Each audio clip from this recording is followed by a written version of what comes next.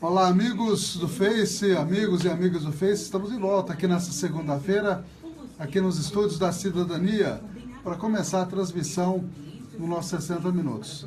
Estamos aí convidando todos os amigos que estão conectados no Facebook para que assistam, acompanhem a nossa programação. Esse programa também será gravado e disponibilizado no YouTube e também no blog da Rádio Cidadania FM. Então, estamos convidando a todos, quem quiser assistir, quem quiser compartilhar. Temos as notícias mais importantes do dia, que a gente seleciona, aquelas que realmente são importantes para o seu dia a dia. Aqui nos 60 Minutos, começando agora, 60 Minutos pela Cidadania. Um abraço aí para a Denise Pisa, que já acessou. Convidamos todos os demais também para estar com a gente, tá ok? Um abraço. Está no ar, 60 Minutos. 60 Minutos. Apresentação, Ernesto Albuquerque.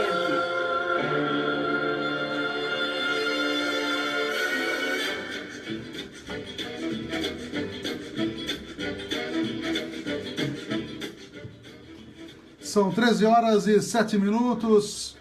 Muito boa tarde, estamos chegando, 60 minutos aqui pela Rádio Cidadania FM. Produção, apresentação, Ernesto Albuquerque, cuidados técnicos de Oswaldo Titonelli. As notícias do dia nesta segunda-feira ensolarada aqui na Estância Turística de Avaré. Você acompanha pelo 104.9 da Cidadania, também pelo Facebook, na página Ernesto Albuquerque, também pelo blog da Cidadania FM e pelo YouTube. Estaremos gravando e disponibilizando no seu celular aplicativo Radiosnet, se preferir aplicativo TuneIn, que você pode, ambos, tanto Radiosnet como TuneIn, você pode abaixar para o seu celular gratuitamente e você consegue ouvir a nossa programação 24 horas em qualquer lugar que você esteja. São 13 horas, 8 minutos. Vamos aos destaques da edição de hoje, desta segunda-feira, 23 de janeiro.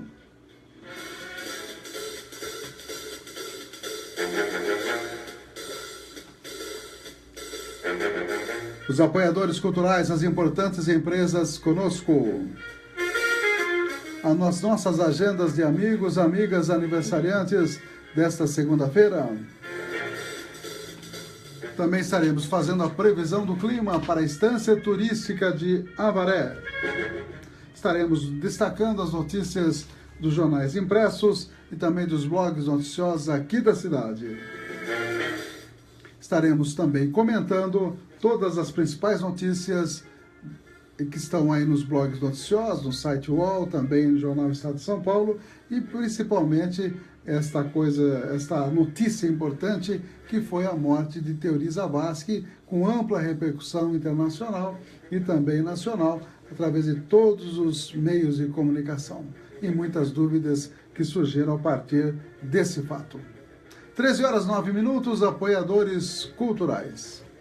Cidadania FM, 60 Minutos. Clínica de Vacinação, Largo São Benedito, 103. Fone 3732-2486. 3732-2486. Cidadania FM, 60 Minutos. Farmaguide, Rede Multidrogas, a maior rede do interior paulista. Em Avaré, na Rua Minas Gerais, 601. Fone 3732-4089. 3732-4089. Cidadania FM, Jornal 60 Minutos.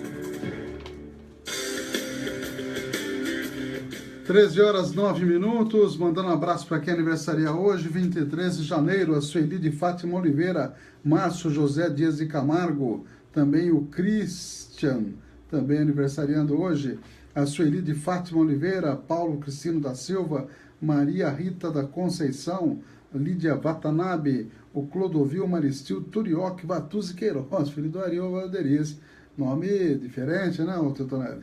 A Vanessa, também aniversariando hoje, o Pachá Eduardo Calamito, Dudu, e também a Cida do Jardim Brasil, que a Cida já veio a falecer, me parece, né? Então precisamos anotar aqui. e a Eliane Pérez Correia. São amigos que estão aqui na nossa agenda de amigos da Cidadania FM. Temos amigos que estão no Facebook também, né? Vamos dar uma olhadinha aqui. O João Guerra, lá do Café do João. Um abraço para o João aí, aniversariando hoje. Leslie, também aniversariante de hoje. A Márcia Cristina Menezes Dourado. Gabriel Prado, Neuza Barbosa, Vinícius Fragoso, Shirley Porto, também Tati Fonseca Oliveira. Parabéns aí a Tati, que é veterinária, né? Parabéns a todos os amigos que estão aniversariando na data de hoje. Jornal do Tempo, fazendo a previsão aqui para a Estância Turística de Avaré, como choveu esse final de semana. Estive em São Paulo, sábado foi dia de muita chuva, domingo menos um pouquinho, mas um tempo muito chuvoso e no sábado com bastante intensidade, inclusive. 18 graus de mínima aqui para a Estância Turística de Avaré, 25 graus de máxima no dia de hoje. Vai chover 10 milímetros aqui na Estância Turística de Avaré. A previsão é de tempo fechado e chuvoso, com possíveis trovoadas. Umidade relativa do ar, 56%, 85%, entre esses limites. O vento soprando aí na média 9 km horários. A possibilidade de chuva maior, deixa eu dar uma olhadinha no decorrer do dia, basicamente é mais na parte da tarde, 5 milímetros, 2 milímetros à noite, e na parte da manhã, segundo... Choveu na parte da manhã hoje, Antônio? Não, né? Então a previsão aqui furou, viu? Porque falou que ia chover 2 milímetros, pode ser que algum ponto da cidade tenha chovido. Agora está ficando grande, viu? Antigamente chovia na cidade inteira. Agora você pode ter alguns bairros com chuva e outros sem chuva. São 13 horas e 13 minutos. Vamos dar uma olhadinha aqui em algumas postagens que nós fizemos esse fim de semana. Não foram muitas não, que a gente esteve viajando, mas a gente sempre alguma coisinha posta, principalmente quando a gente vê os netos, né? Sempre tira alguma fotografia e postamos aí a foto do Benjamin e muita gente curtiu, a gente agradece aí. As fotos ficaram bonitinhas mesmo, né? E tá bonito o menino, viu, Tetonelli? Tá, 2 anos e meio vai fazer aí. Parabéns aí pro nosso Benjamin. Mas algumas postagens, uma foto que eu vi uma charge, na verdade, feita pelo Bessinha, que é o caricaturista do Paulo Henrique Amorim. Ele botou uma foto, né, com bastante corvo, urubu, em cima de uma cerca, né, tem pelo menos uns 15, e botou lá, fila de espera para ser ministro.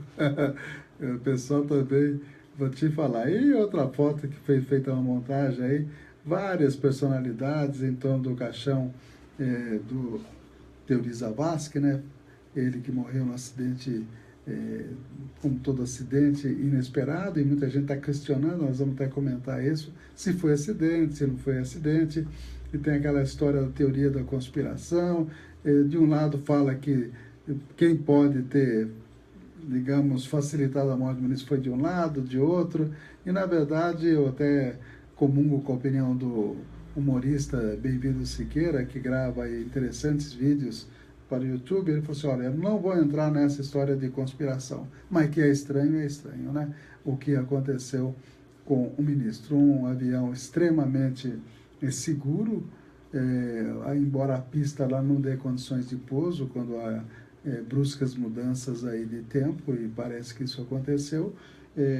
Opiniões de pessoas que viram, alguns até chegaram a ver fumaça no próprio avião. Então a gente fica muito na dúvida, e num momento importante para o país, nada menos que mais de 200 nomes de políticos estavam aí para ser analisados na delação premiada, chamada delação do fim do mundo, que é a delação da Odebrecht.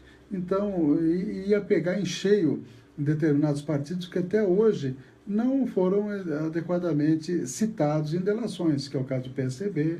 O PMDB já está sendo citado muito, tem também gente do PT, tem gente de todos os partidos praticamente, são 200 nomes importantes que seriam citados, e a delação seria homologada certamente pelo ministro Teori Zavascki, que era muito sisudo, né, muito calado e corretamente se manifestava nos autos, diferente, por exemplo, de Gilmar Mendes, que fala pelos cotovelos e por algo mais, né?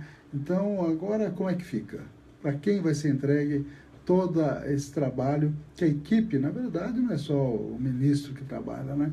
Toda a equipe do Terry Zavascki trabalhou e certamente causaria um certo terremoto na República Brasileira, né? Essa questão. E, de repente, o senhor morre, né? Com mais pessoas.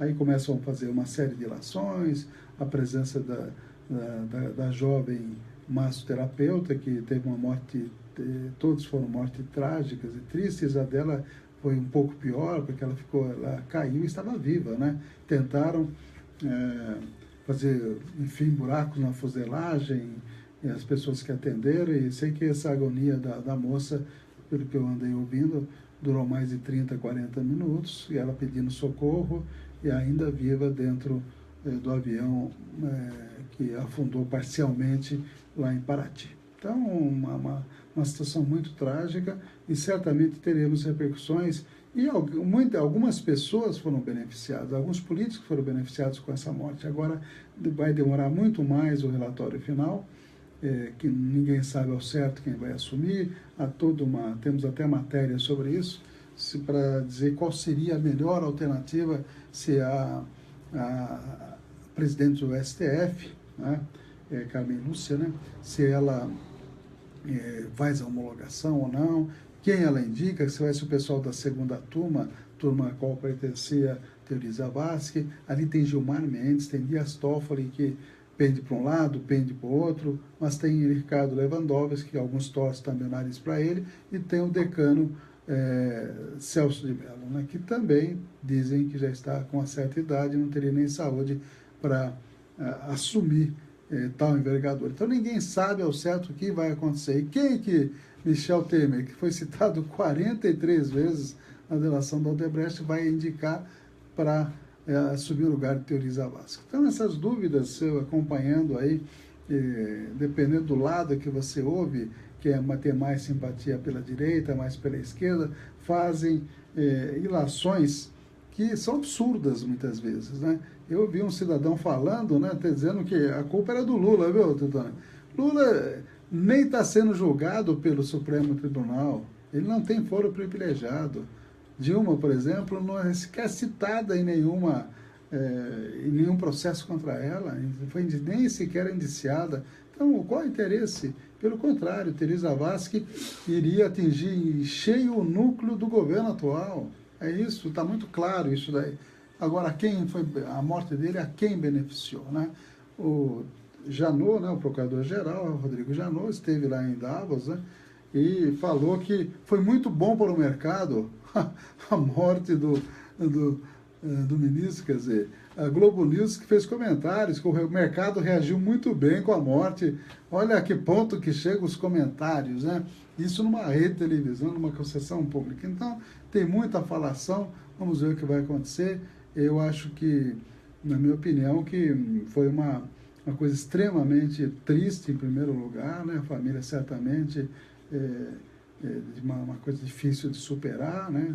Tem um filho do ministro que tem falado bastante aí, deve ser o porta-voz da família, ele tem tido uma posição bastante ponderada, né? Ele diz que torce para que não tenha sido um atentado, mas não descarta, né? Ele torce para que tenha sido um acidente, realmente, porque isso seria muito ruim, segundo o que ele disse, né, numa entrevista, seria muito ruim para o país que tenha sido um atentado. Agora, vamos aguardar. Será que vai haver uma investigação isenta, né? Inclusive, eu vi uma jornalista ligada aí à Veja, dizendo, só ela que falou isso, dizendo que tem um terceiro sargento lá no CENIPA, que é onde está sendo analisada a gravação, né, de voo, que teria apagado tudo, e a culpa é esse terceiro sargento, seria afiliado de um determinado partido de esquerda. Aí, olha que a cidadã fala isso, e fala que é uma cara de pau, né? Quer dizer, então é impressionante. E jornalista ligado aí, revistas importantes. Então, a coisa está muito confusa, vamos ver o que vai acontecer nos próximos dias. que a República está balançando, não tenha dúvida, está balançando. Queria mandar um abraço para a NT Chaveiro. NT Chaveiro, Nelson, sempre à disposição. Quem precisar de chaveiro, ligue para o 99761 1501, 24 horas no ar, como a cidadania, viu? 3732-1779 é o telefone da NT Chaveiro, que fica na Avenida Paranapanema 267, no bairro do Brás. Deixa eu mandar um abraço para quem está acessando aí a nossa página do Facebook. Obrigado a todos os amigos aqui da cidade, também de outras cidades, que têm acompanhado o nosso trabalho aqui na cidadania. Tem aqui a Mislene Ferreira, a Denise Pisa, também temos mais a Mália Escuro, desejando aí boa tarde, feliz semana para todos nós, para a senhora também, viu, dona Mália? Também a Denise desejando boa tarde a todos nós, e tem mais gente ainda que está, a Selma Fátima Marcolino Torres, que acabou de acessar. Deixa eu só ver mais os nomes outros aqui que nós temos. Antônio Ferreira Silva, Tatu, a Lúcia Brandão, um abraço para a Lúcia Brandão, que sempre colaborou aqui com a Rádio Cidadania, e o Mauro Gonçalves Pérez, que é nosso ouvinte de todos os dias aí. O Mauro Gonçalves desejando a todos boa tarde, saúde e sucesso, e dá sempre alguma data interessante. Hoje completam 209 anos da chegada de Dom João VI ao Brasil, aportando na Bahia. Isso aí, o Mauro Gonçalves. Também o Instituto Butantan foi fundado em 23 de janeiro de 1901, também ele dando essa referência para a gente. E a morte de Salvador Dalí também aconteceu nesta data de hoje, em 1989. Obrigado, pode mandar todas essas contribuições que a gente agradece. E mais pessoas que queiram fazer comentários, queiram passar algumas notícias para a gente, algumas informações, também a gente agradece. A Endilice também, a Rose e João Melo também entraram na nossa página. Um abraço a todos e vamos direto a Brasília com o primeiro bloco de Nacional Informando. O Papa preocupado aí com o populismo. Nacional Informa. O Brasil interligado pela notícia. Deslizamento de terra prejudica a operação de trem em São Paulo. Papa ataca populismo e alerta para salvadores. Nacional Informa. Um serviço do radiojornalismo da EBC, Empresa Brasil de Comunicação. O deslizamento de terra entre as cidades de Perus e Caieiras, em São Paulo, prejudica a circulação de trem da linha 7, Rubi, da Companhia Paulista de Trens Metropolitanos. A região vem sendo castigada por forte chuva. De acordo com a CPTM, o problema começou na sexta-feira e os trens circulam apenas em uma das vias entre as estações Perus e Caieiras. Por isso, as composições operam com intervalo maior, aumentando a espera para os passageiros. Em Belo Horizonte, os ensaios dos blocos de carnaval têm atraído muita gente. As informações com Gustavo Abreu, da Rádio Inconfidência de Belo Horizonte. Carnaval é só no final de fevereiro, mas em Belo Horizonte os ensaios dos blocos têm atraído durante os finais de semana um número crescente de foliões. Nesse domingo, pelo menos 6 grupos se reuniram para o esquenta. As festas antecipadas foram tranquilas, a Polícia Militar não registrou ocorrências de destaque. No pré-carnaval de BH, além de ensaio de bateria, percussão e muita batucada, os grupos se animaram ao som de axé, pop e até com rock sertanejo. De acordo com a Prefeitura da capital mineira, cerca de 320 blocos estão cadastrados para participar do Carnaval de Rua deste ano. A expectativa é que a cidade receba 2.400.000 pessoas durante a folia. O Carnaval este ano também será concorrido para quem pretende atuar como vendedor ambulante. O cadastro dos interessados começou há cerca de 2 semanas. Em 2015, 1.180 pessoas se credenciaram. No ano passado foram cerca de 3.400. Este ano o número pode ser ainda maior. O cadastro termina hoje. E é nesta segunda também, logo mais às 5 da tarde, que a Velotur, empresa municipal de turismo, vai reunir representantes dos blocos para tratar da organização da festa. Durante o encontro será apresentado o planejamento e a logística prevista para o evento nas ruas da capital mineira. De Belo Horizonte, da Rádio Inconfidência, Gustavo Abreu. Em meio à onda populista que se alastra pela Europa e pelos Estados Unidos, o Papa Francisco afirmou que um dos grandes perigos da atualidade é procurar salvadores. assim como aconteceu com Adolf Hitler na década de 30.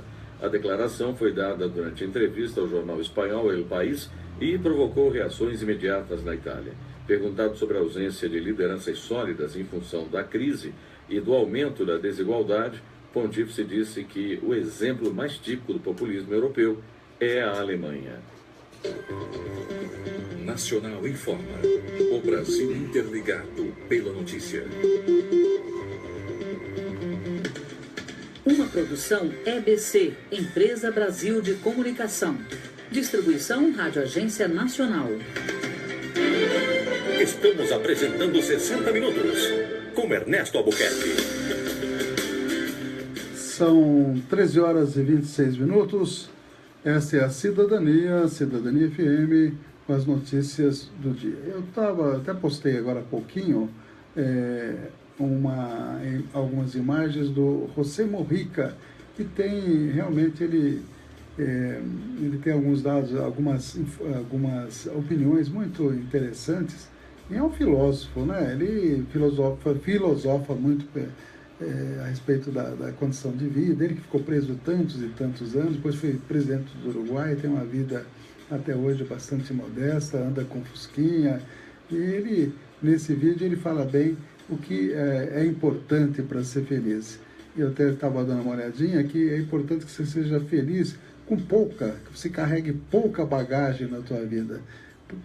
Pois a felicidade, diz ele, está em você, está na sua cabeça, está internamente, ou você não consegue nada se você não tiver essa maneira de pensar. Isso não é apologia da pobreza, diz ele, mas da sobriedade. Ele continua argumentando, nesse vídeo bastante interessante, só que inventamos uma sociedade de consumo, diz aí o José Mujica. E com essa história de sociedade de consumo, a economia tem sempre que crescer, ou acontece uma tragédia. As pessoas inventam coisas, uma montanha de coisas que você tem que adquirir, de consumo supérfluos, né? Compra-se e descarta-se uma série de coisas, de aparelhos, mas o que se gasta, na verdade, diz ele, é o tempo de vida. Quando você compra algo, ou você compra, a gente não paga, diz ele, com dinheiro, pagamos com o tempo de vida que tivemos que gastar para ganhar aquele dinheiro. Interessante isso, né? Então, mas tem um detalhe, ele diz, que completa, dizendo, tudo se compra menos a vida.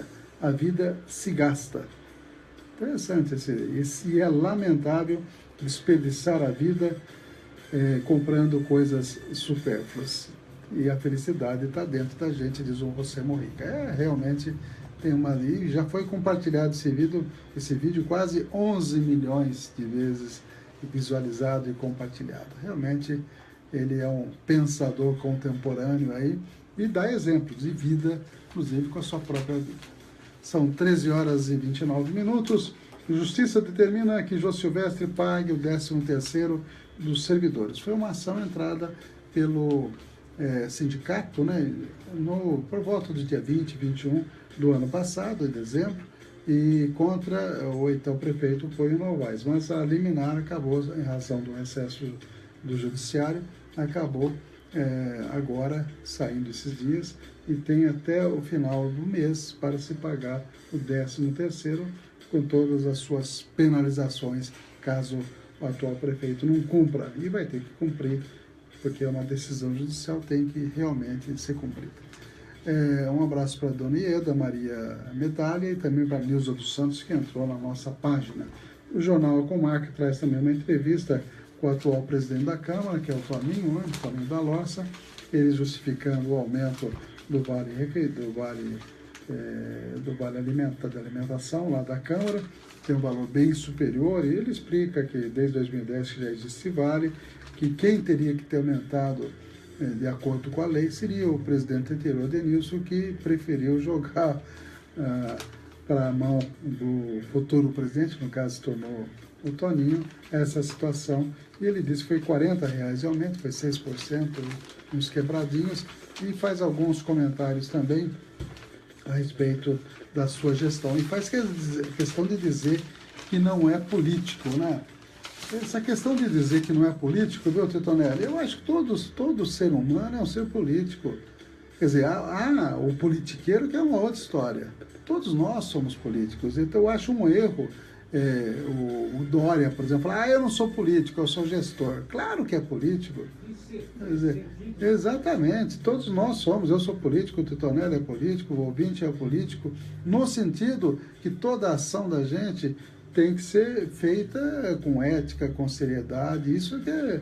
E quando você não precisa ter mandato para ser político, eu acho que quando você toma uma determinada decisão, ela pode ter repercussão ou repercussões sobre outras pessoas. Isso é uma atitude política. Então, eu não acho muito correto que chegue um prefeito, um presidente de Câmara, um vereador, um deputado, eu não sou político. Claro que é político, todos nós somos políticos, o importante é fazer com seriedade e não precisa ser político, precisa ter mandato para ser político. Todos nós somos, todo ser humano, somos seres políticos. Como é que é? O Titonelli está comentando aqui.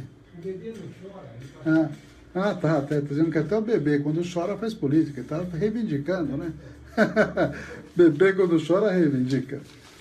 Temos algumas outras informações aqui no jornal A Comarca.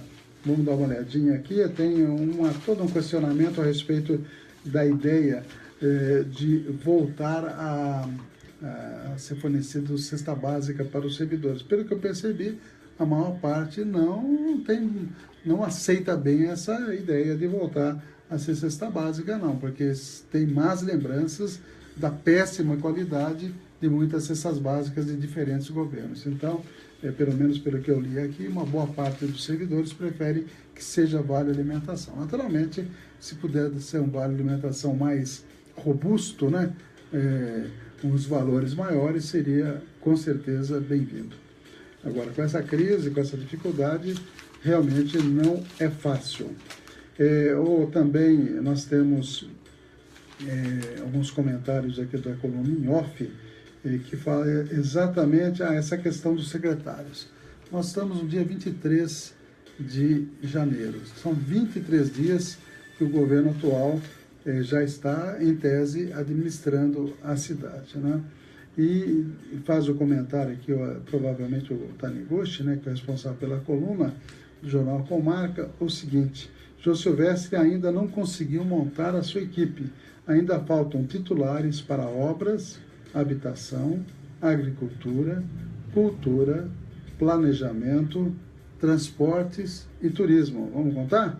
Dá quanto aqui? 1, 2, 3, 4, 5, 6, 7 pastas sem titulares. Não há versão oficial para essa demora, mesmo porque não há mesmo secretário de comunicação também. Então, ninguém comunica, né? Ninguém explica. E outra coisa, com relação a isso, há uma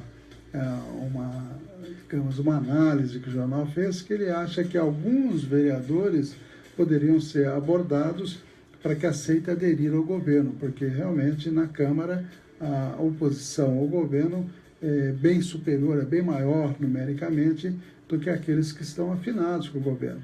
Então poderia, muitas vezes, o prefeito está esperando a definição de algum vereador que queira indicar alguém ou ser secretário. Não sei se é isso, e o jornal faz essa ilação aí, que também não sei se é verdadeira, mas é possível, né? Eu estou fora, viu, Titonelli? Como diria aquele filósofo, me inclua fora dessa.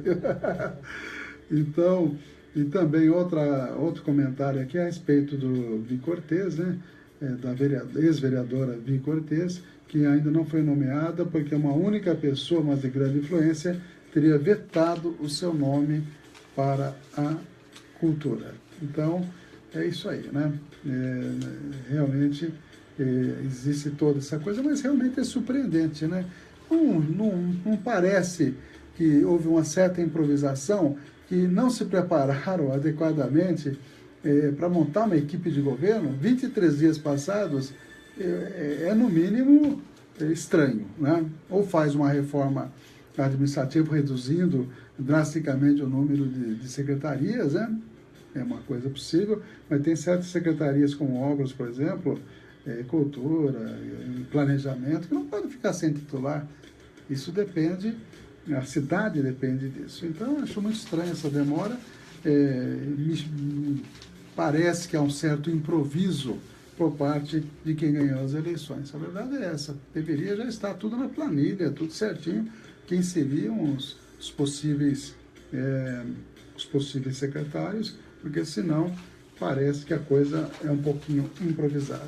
Por outro lado, tem uma entrevista do secretário da Saúde, Roslindo, que já tem experiência anterior, né, de outros governos, então ele já está trabalhando, e deu uma entrevista aí ao jornal A Comarca, e faz algumas críticas à maneira como a UPA foi construída, né, dizer que o local para a entrada de ambulâncias é inadequado, e veículos grandes não conseguem entrar, e as que conseguem precisam manobrar na Avenida Pinheiro Machado para poder entrar no prédio. A parte de hotelaria já chegou, agora tem que rever toda a fiação elétrica que teria sido furtada. Não dizer que não acredita que a UPA comece a funcionar esse ano de 2017. Pode até acontecer uma surpresa positiva, mas ele não acredita que a UPA vai funcionar em 2017, viu, Titonelli? Essa é a palavra do secretário Rosendo. Ele revelou ainda um imbróglio referente à contratação de uma nova empresa para terminar a obra. Para ele, faltou fiscalização do governo anterior. A empresa que era responsável pela obra acabou abandonando e tem uma nova empresa para concluir essa obra, que é da UPA. Porém, ela quer que toda a parte jurídica seja solucionada antes de dar prosseguimento. A UPA nunca irá ficar 100%, mas o secretário acredita que possa eventualmente melhorar, né? Outra questão aí que ele descarta a possibilidade de ficar com 2 prédios de pronto-socorro. A Varena não tem a mínima condição de ter 2 prédios funcionando pela falta de profissionais, nem de enfermagem e médicos. Não adianta ter 2 unidades funcionando meia boca. Então ele está dizendo que vai ficar apenas um, é correto que seja assim, de preferência funcionando na UPA, quando ela estiver adequadamente instalada, né? Com relação às ambulâncias, diz que estão todas estragadas e faz críticas aí à falta de manutenção, e o prefeito estaria verificando se é melhor comprar novas ambulâncias ou fazer locação. Ainda está para resolver para que lado vai, se para locação, se para aquisição de novas ambulâncias. E fez crítica, como eu disse, com relação à falta de manutenção desses veículos. Outro assunto falar, que também é a questão do SAMU, né? O SAMU tem ambulância UTI que estaria fazendo alguns serviços que não seria adequado, seria até, na verdade, uma UTI extremamente equipada fazendo trabalhos que uma ambulância simples poderia resolver. Com relação à prorrogação por parte do ex-prefeito Pônio Novaes, de 6 meses do Instituto do IFS, né, que é a empresa que toca lá o pronto-socorro, ele não fez críticas, pelo contrário, achou que foi uma medida correta do ex-prefeito, que essa empresa, segundo ele, não tem dado muitos problemas, que seria uma boa empresa. Aliás, a filha do próprio Dr. Roslindo foi indicada para ser coordenadora por essa empresa aí, né? É uma questão que já parece que já está definida. O secretário falou também sobre as modificações que vem fazendo no Disque Saúde. Essa é uma entrevista que foi dada aí para o jornal A Comarca. Serviço que era utilizado pela população para agendar consultas e exames. Dizer que o Disque Saúde só dá problema. Esse serviço foi criado no meio de uma lambança. Isso é palavras que ele disse durante a entrevista.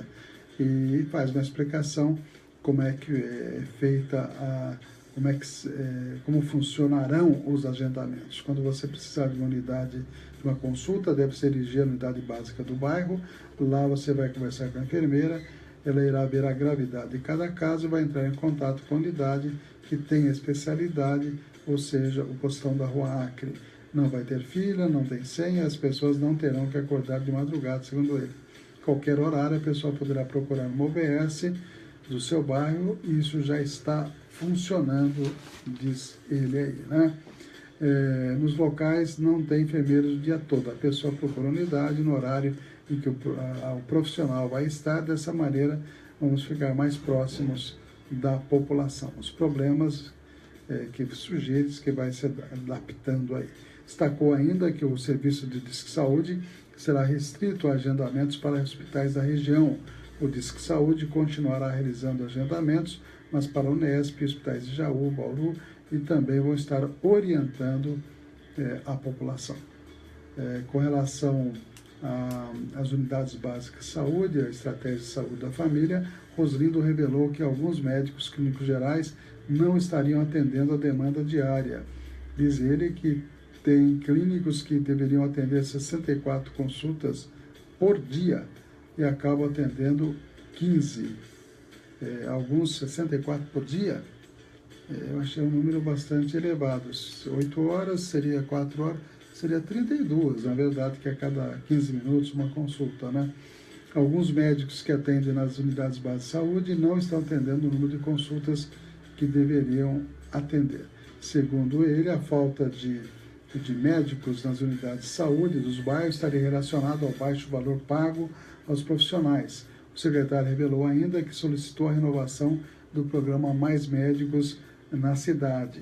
Problema grave de difícil solução, diz ele. Já foram abertos diversos concursos e os médicos não têm interesse devido ao baixo salário. Toda vez que abre concurso, na verdade, dá deserto, né? Porque o pessoal não tem se inscrito sequer para fazer as provas. Já foram abertos diversos concursos, diz ele, e o interesse é muito pequeno por parte dos profissionais. Os contratos com os médicos cubanos encerram em março e já deveria ter solicitado a permanência dele na cidade.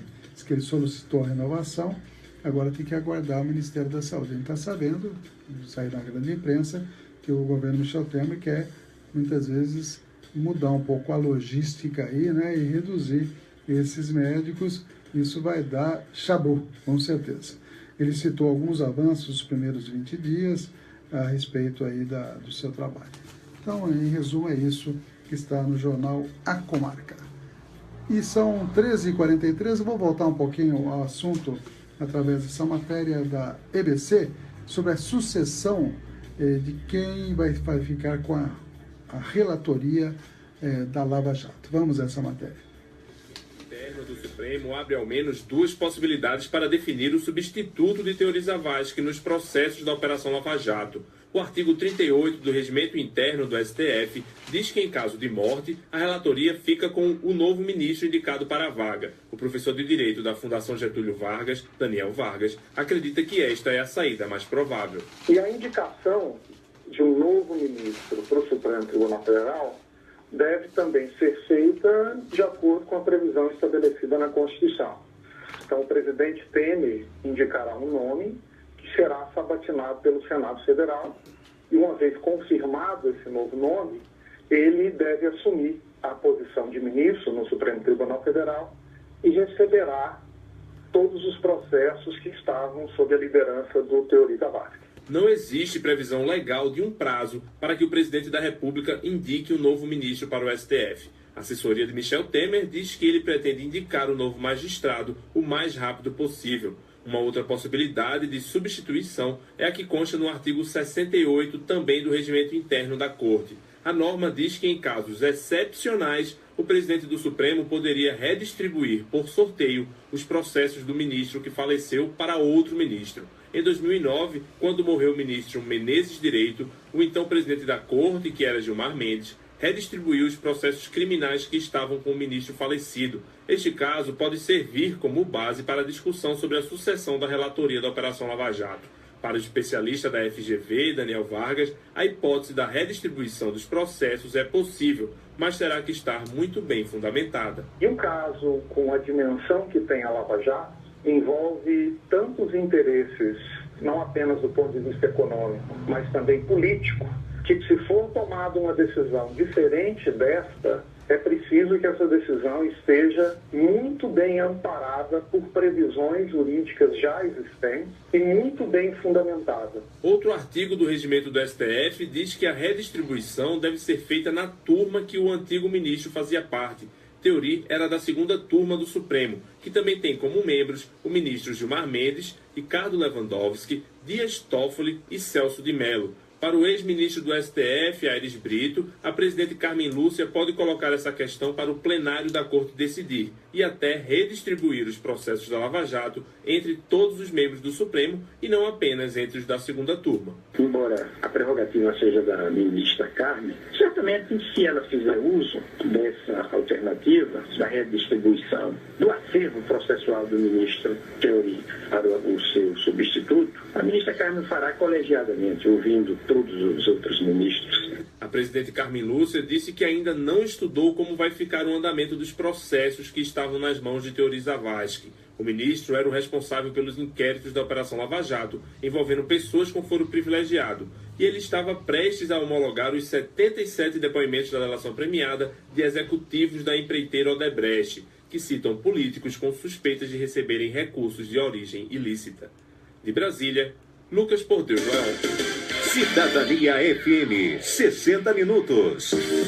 Clínica de Vacinação, Largo São Benedito 103, fone 3732-2486. 3732-2486. Cidadania FM, 60 minutos. Farmaguide, Rede Multidrogas, a maior rede do interior paulista. Em Avaré, na Rua Minas Gerais, 601. Fone 37...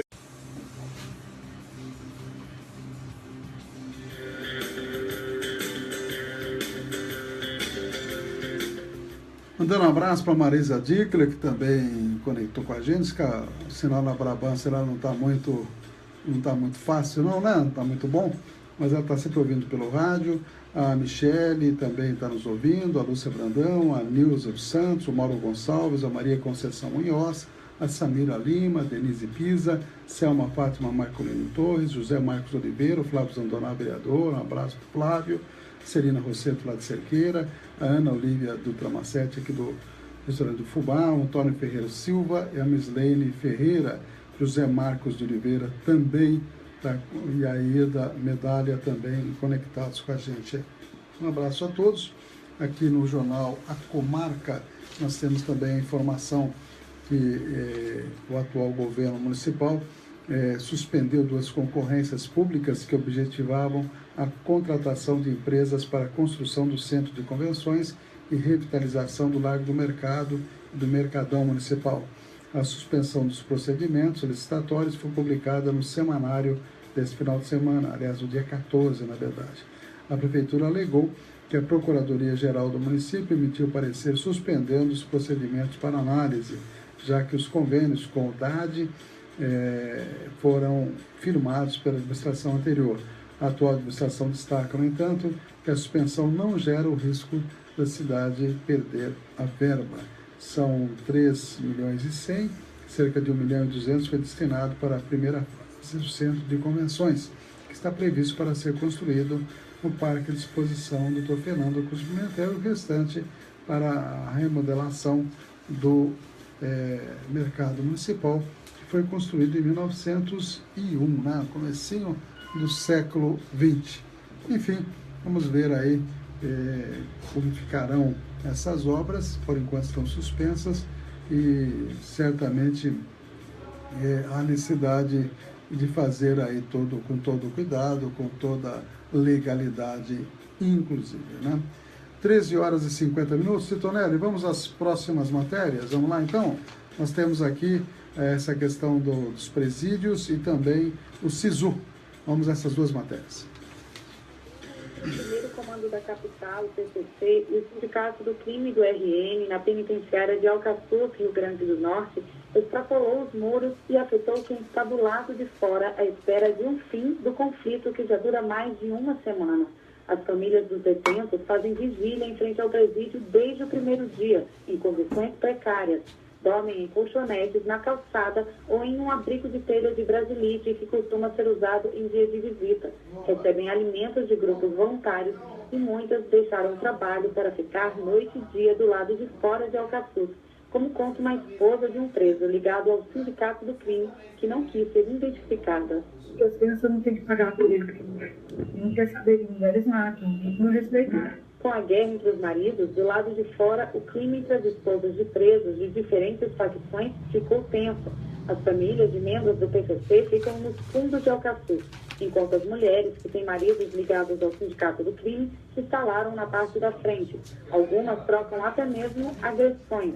Teve duas que veio, a gente tomou uma feira e dentro uma chapa. E também acusam a facção rival. Eu trabalho com manicure, mas às vezes ultimamente nem isso que eu estou fazendo. Meus 6 filhos menores são com minha mãe. As esposas de presos do PCC são as mais amedrontadas. Não querem nem mesmo gravar entrevista por áudio ou tirar fotos sem mostrar o rosto. É que a exposição da identidade delas tem consequências que vão além de uma possível retaliação. Uma delas, empregada doméstica, perdeu o emprego depois que passou na televisão sem ter autorizado. A preocupação com que os presos estão passando do lado de dentro também deixa os familiares preocupados. As esposas se comunicam livremente com os detentos por celular e dizem que os maridos estão passando fome. Já a Secretaria de Justiça e Cidadania do Rio Grande do Norte afirma que 3 refeições são fornecidas regularmente, embora o presídio esteja ainda sob o controle dos prisioneiros. Da Agência Brasil em Natal, Sumaia Vilela. Você está ouvindo 60 Minutos. Jornalismo com credibilidade. As inscrições para o SISU, Sistema de Seleção Unificada, começam nesta terça-feira e vão até sexta-feira. Estudantes que desejam ingressar na educação superior pública no primeiro semestre de 2017 vão disputar 238.397 vagas em 131 instituições, entre universidades federais, institutos federais de educação, ciência e tecnologia e instituições estaduais. O SISU é realizado pelo Ministério da Educação 2 vezes por ano. Por meio desse sistema, instituições públicas de educação superior oferecem vagas a estudantes com base nas notas obtidas no Enem. Para fazer a inscrição, o candidato deve acessar a página do SISU na internet. Ela é restrita aos estudantes que participaram do Enem, Exame Nacional do Ensino Médio de 2016, e que não tiraram 0 na redação. Cada candidato pode fazer até 2 opções de curso. De acordo com o Ministério da Educação, em relação ao primeiro semestre do ano passado, o número de vagas subiu 4,5% este ano. De Brasília, Priscila Rangel. Notícias com credibilidade. Jornal 60 Minutos, com Ernesto Albuquerque. São 13h53. Um abraço aí para a Nair Pitarelli, que também acessou a nossa página. Vamos dar uma resumida nas últimas manchetes do site UOL, para vocês aqui, sabendo aí, atualizando, na verdade, as últimas notícias desse site. Guerra de facções rivais no presídio de Alcaçuz é por força, filiações e dinheiro. Polícia encontra terceiro túnel ao redor desse presídio lá do Rio Grande do Norte. Escolha de relator da Lava Jato divide Supremo. Ministros divergem sobre forma para definir o substituto de Teori Zavascki. Josias Souza, no seu blog, diz que conjuntura exige coragem para Carmen, presidente do STF, Carmen Lúcia, homologar delações. Atleta suspeito de ser gato não treina e agente isenta o time, o Clube Paulista de Jundiaí. Após polêmica, Dória cancela a palestra cobrada de empresários. Complicado isso daí mesmo, né? Grupo ligado ao prefeito de São Paulo faria o evento. Aí não pode, né, seu Dória? Globo é atendido e exibirá Palmeiras e Flamengo na Libertadores. Tá aí, ô Detonelli, seu time vai aparecer na telinha, viu? Relatório da Samsung aponta o culpado por fogo no Galaxy Note. Pegou fogo o celular aí, entre outras notícias aí que nós temos no site UOL. E no Jornal Estado de São Paulo, desemprego ampliado é de 21,2%, segundo estudo inédito. Então, não é aquela história de 10, 12% aí, é 21,2%. Só 23 dos 166 presídios de São Paulo bloqueiam o celular. Olha só, dados aí que obtidos pelo jornal, só 14% dos presídios de São Paulo tem bloqueador de celular. Os sistemas que custaram 22 milhões de reais estão instalados em prisões com líderes do crime organizado, segundo a Secretaria de Administração Penitenciária, que promete chegar a 46 bloqueadores esse ano. Mas tem 166 presídios, quer dizer, aí fica fácil de usar celular. E 5 são mortos em confronto com a PM na Imigrantes. Aconteceu exatamente ontem, aliás, na noite de sábado, um tiroteio na rodovia dos imigrantes. A polícia disse que o grupo transportava mais de 100 quilos de pasta de cocaína da Baixada Santista para a capital. E a droga seria da facção criminosa Primeiro Comando da Capital, PCC. Esse é o que diz o jornal. Com relação à notícia internacional, Trump ataca a mídia e ironiza os muitos protestos que realmente muita gente descontente com a sua eleição. São 13 horas e 57 minutos. Vamos a mais informações. Nós temos, na verdade, Tonelli, vamos colocar duas matérias na sequência. Já vou me despedir às 13h57 dos amigos. Amanhã a gente volta com mais informações. Eu tenho aqui, Trocando em Miúdo, que vai explicar direitinho a questão do abono salarial, e também o História Hoje, falando do guitarrista Django Reinhardt. Ele que tocava com 2 dedos da mão esquerda a sua guitarra e praticamente criou uma maneira muito interessante de tocar, já que ele tinha aí uma sequela de queimadura nas mãos. Boa tarde a todos, um abraço e amanhã a gente volta. Notícias com credibilidade. Jornal 60 Minutos, com Ernesto Albuquerque. Trocando em Miúdo, com Eduardo Mancas.